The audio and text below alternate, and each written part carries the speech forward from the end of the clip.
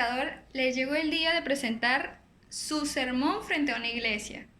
Resulta que el predicador no se había preparado ni tenía escrito nada, ni siquiera había estudiado un tema en específico. Entonces este hombre se paró frente a todos y tomó su Biblia y dijo: vamos a ver qué es lo que el Espíritu Santo tiene para decirnos hoy. Entonces abrió su Biblia al azar y puso su dedo allí. Entonces leyó el primer versículo que encontró y decía así: y Judas fue y se ahorcó. El hombre confundido cierra su Biblia y dice: no, esto no es lo que el Señor tiene para decirnos hoy, vamos a intentarlo de nuevo.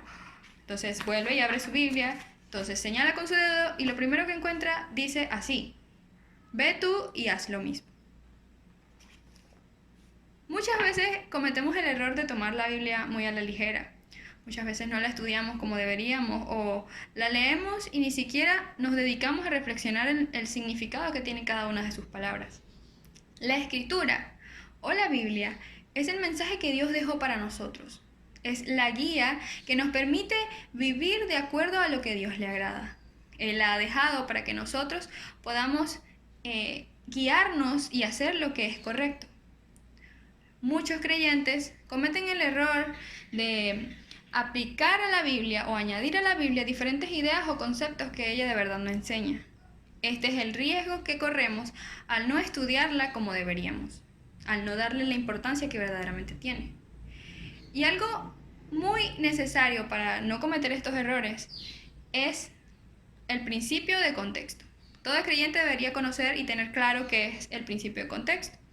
El contexto hace referencia al entorno lingüístico del que dependen las palabras.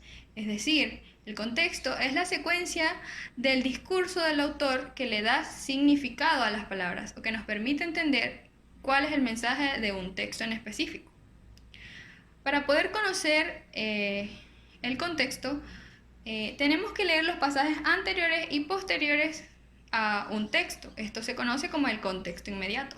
Pero también tenemos el contexto histórico-cultural, que son las situaciones y circunstancias que se vivían en la época del autor y que lo motivaron a escribir dicho texto.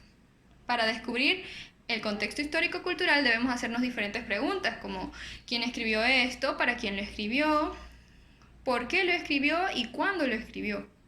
Al responder estas preguntas, vamos a tener muy claro el contexto y podremos interpretar correctamente el texto que estamos estudiando.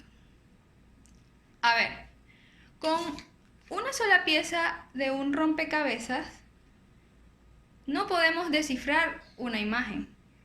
Es decir, una pieza por sí sola no tiene sentido, pero al unirla con las demás vamos a poder ver una imagen, vamos a poder saber y entender qué función cumple esta pieza.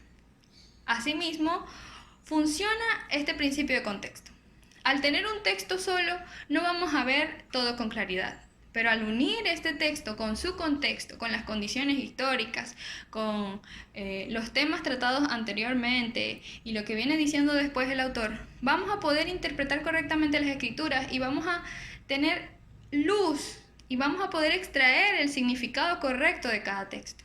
Es por esto que el creyente debe tener mucho cuidado al estudiar la palabra. Debe tomar en cuenta el principio de contexto para no aportar a la Biblia o incluir a la Biblia cosas que ella verdaderamente no dice.